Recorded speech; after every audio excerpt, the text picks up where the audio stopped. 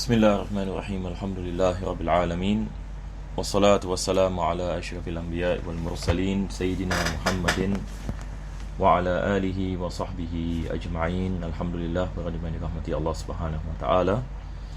Pertama dan utama sekali kita memanjatkan kesyukuran kita kepada Allah dapat kita menyambung pengajian dalam kitab Ummul Barahin karangan Ali Imam As-Sanusi. Dan pada minggu yang lepas kita sedang membicarakan burhan ataupun dalil bagi sifat wahdaniyah. Dan saya ingin mengatakan pengajian minggu lepas merupakan daripada pengajian ini yang penting dalam memahami apakah dalil aqli ataupun burhan bagi sifat wahdaniyah. Yani bagaimana kita memahami bahawasanya Allah Subhanahu wa taala satu dan mustahil kalau sekiranya Tuhan lebih daripada satu. Jadi mungkin saya meringkaskan apa kita membicarakan pada minggu yang lepas. Kita memberikan 3 misal ya bagi burhan yang wahdaniyah. Kalau sekiranya Tuhan itu lebih daripada satu, maka ada 3 situasi yang boleh berlaku.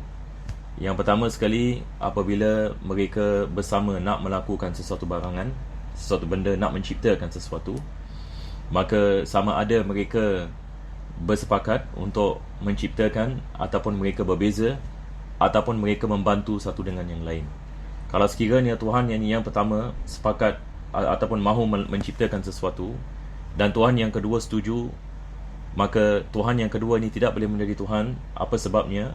Sebabnya dia telah berlaku sesuatu di dalam ciptaan yang mana dia tidak ada kuasa untuk menghentikannya, ataupun kuasanya tidak merangkumi benda yang diciptakan itu oleh Tuhan yang pertama. Maka Tuhan yang kedua tidak boleh menjadi Tuhan sebab sesuatu itu berlaku dalam ciptaan tanpa kuasanya. Maka kita mengatakan yang kedua tidak boleh menjadi Tuhan. Dan apabila yang kedua tidak boleh menjadi Tuhan, yang pertama juga tidak boleh menjadi Tuhan sebab yang pertama itu semisal dengan yang kedua. Maka semisal dengan satu benda, hukumnya merupakan sama. Ini adalah situasi yang pertama. Situasi yang kedua adalah kalau sekiranya mereka berbeza. Yakni Tuhan yang pertama mahu menciptakan sesuatu, Tuhan yang kedua tidak mahu menciptakan. Jadi di sini ada percanggahan di antara kudrah. Yang pertama nak menciptakan, yang kedua tidak mahu menciptakan. Maka apa yang akan berlaku adalah perkara itu tidak akan diciptakan. Dan ini adalah perkara yang mustahil. Kita lihat ini kepada alam ini. Alam ini diciptakan dan wujud dengan sempurna. Ia menunjukkan Tuhan yang wujud adalah Tuhan yang satu. Sebab kalau Tuhan ini lebih daripada satu, maka ia akan membawa kepada kemusnahan. Ini yang Allah Subhanahu wa taala mengatakan dalam Al-Quranul Karim, "Lau kana fihi ma'alihatun illallah la fasadata." Kalau ada Tuhan selain Allah Subhanahu wa taala, maka langit dan bumi ini akan menjadi fasad. Yang ketiga adalah kalau sekiranya mereka saling bantu-membantu. Yang pertama menciptakan sesuatu, yang kedua Tuhan yang kedua membantunya. Maka dua-dua tidak boleh menjadi Tuhan disebabkan mereka berdua memerlukan satu dengan yang lain. Dan apabila Tuhan ada di dalamnya sifat keperluan kepada yang lain, maka ia tidak boleh menjadi Tuhan. Maka kedua-duanya tidak boleh menjadi Tuhan. Maka dengan ini kita memahami bahawasanya Tuhan mesti wajib satu. Yang ini tidak boleh lebih ini daripada satu. Kalau dia lebih daripada satu, maka alam ini tidak akan wujud seperti mana kita membicarakan dalam 3 situasi sebelum ini. Jadi ini adalah khulasah ataupun hasil daripada apa yang kita membicarakan pada minggu yang lepas. Jadi bagi mereka yang ada kitab, antum boleh lihat walaupun dalam kitab Ummul Barahin dia penulis ini tidak membahaskan dengan terperinci, tetapi bahasnya merupakan bahasan yang panjang yang kita boleh mendapati dalam kitab-kitab syarah bagi kitab Sanusiyah. Sekarang kita pergi kepada yang seterusnya. Penulis ini mengatakan, wa amma burhan wujub ittisafihi ta'ala bil qudrati wal iradati wal ilmi wal hayati. Di sini kita ada 4 sifat ma'ani. Pertama sekali adalah sifat kudrat, sifat iradah, sifat ilm, sifat haya. Jadi sekarang kita akan mempelajari tentang burhan. Wajibnya, ini wajib di sini adalah wajib akli ya. Wajibnya bagi Allah Subhanahu wa taala bersifat sedemikian. Ada kuasa, ada maha maha memilih, maha mengetahui, maha hidup. Ini adalah 4 daripada sifat ma'ani bagi Allah Subhanahu wa taala. Maka apakah ini burhannya? Dia mengatakan fali annahu lawin tafa syai'un minha lama wujida syai'un minal hawadith.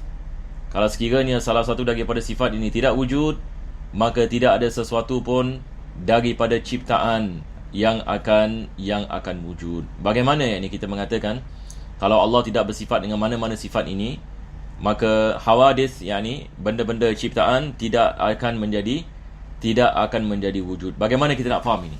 Jadi insya-Allah kita membicarakan ini dengan pelan-pelan supaya ini kita dapat faham insya-Allah dengan baik. Sekarang ini kita lihat ini kepada alam ini, ya, kita lihat ini jemaah dirahmati Allah, lihat ini kepada alam ini, kita renungkan. Kita lihat ini kepada matahari, kita lihat kepada bulan, lihat kepada manusia, lihat kepada binatang-binatang. Ini semua hawadith, ya, ciptaan Allah Subhanahu Wa Taala. Apabila kita lihat ini kepada wujudnya ciptaan ini, maka kita memahami bahawasanya yang menciptakannya mempunyai kuasa. Sebab apa yang kita lihat ini adalah hasil daripada kuasa. Hasil daripada kuasa.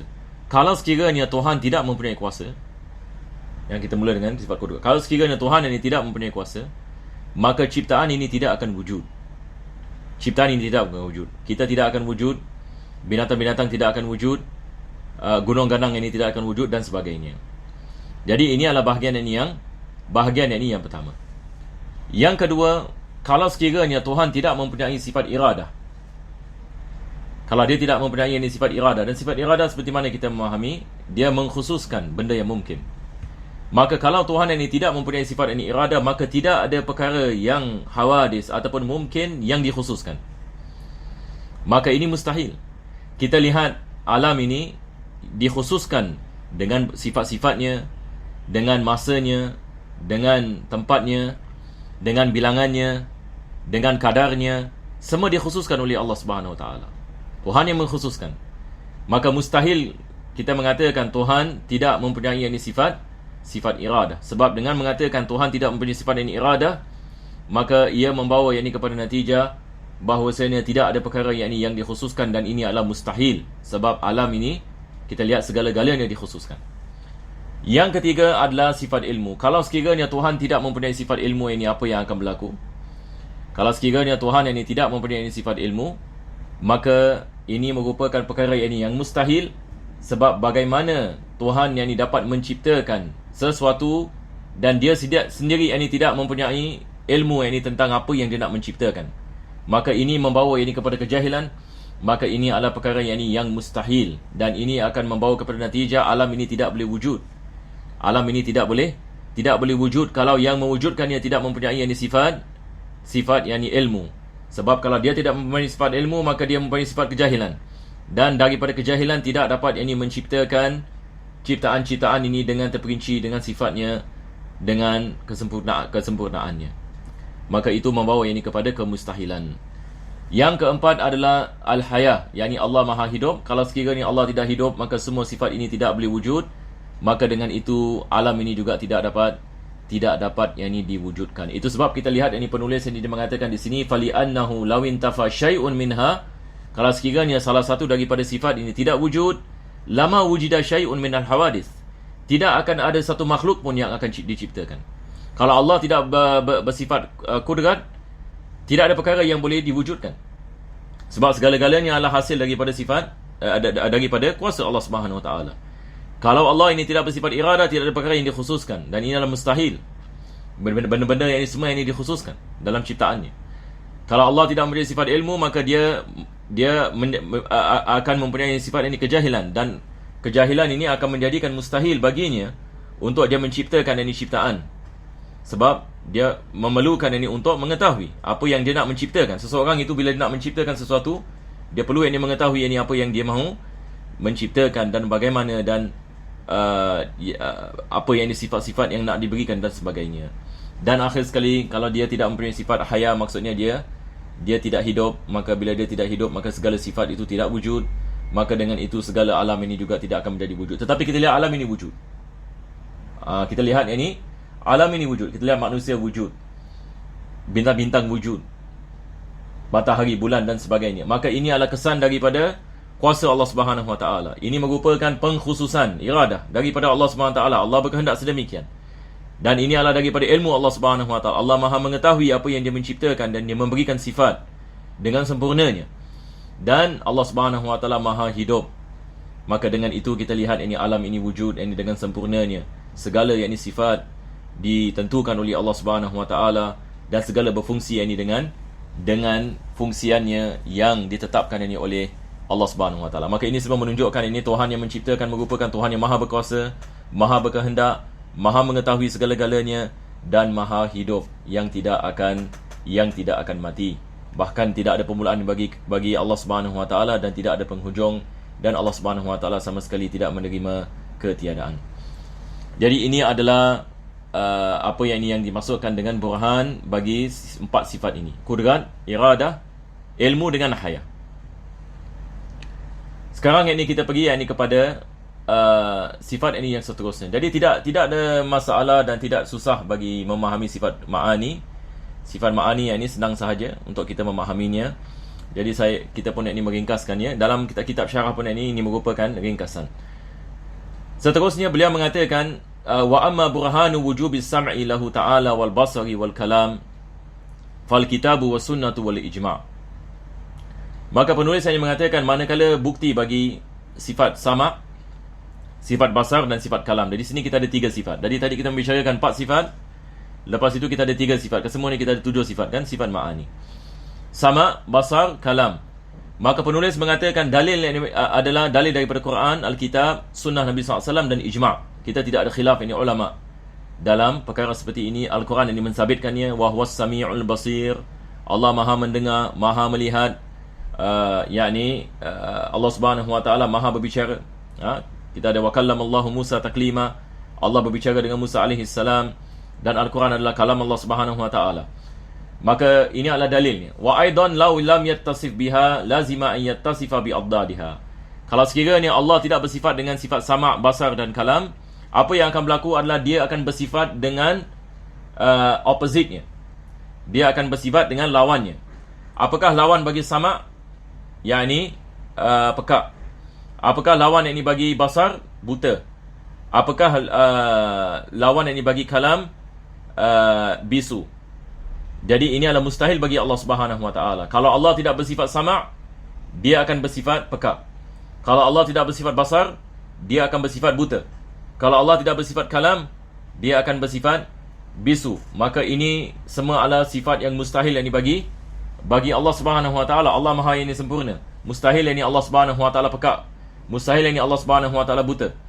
Maka penulis ini di sini yang mengatakan kalau Allah tidak bersifat dengan sifat ini, maka dia akan disifatkan dengan lawannya. Maka itu adalah naqais yang dia mengatakan. Wahia naqais wan naqsu alaihi ta'ala muhal. Dan ketidaksempurnaan bagi Allah Subhanahu Wa Taala adalah perkara yang mustahil.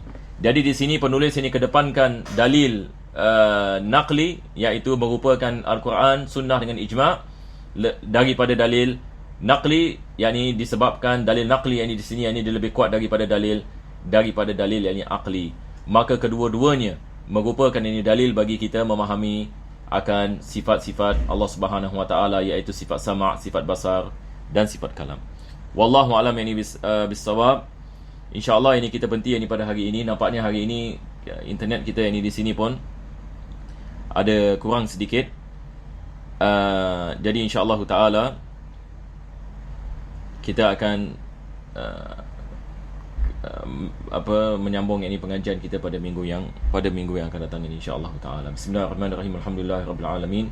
Allahumma salli wa sallim ala sayyidina Muhammad wa ala ali sayyidina Muhammad. Rabbana atina fid dunya hasanah fil akhirati hasanah wa qina adzabannar. Sallallahu ala sayyidina Muhammadin wa ala alihi wa sahbihi wasallam. Alhamdulillahirabbil alamin.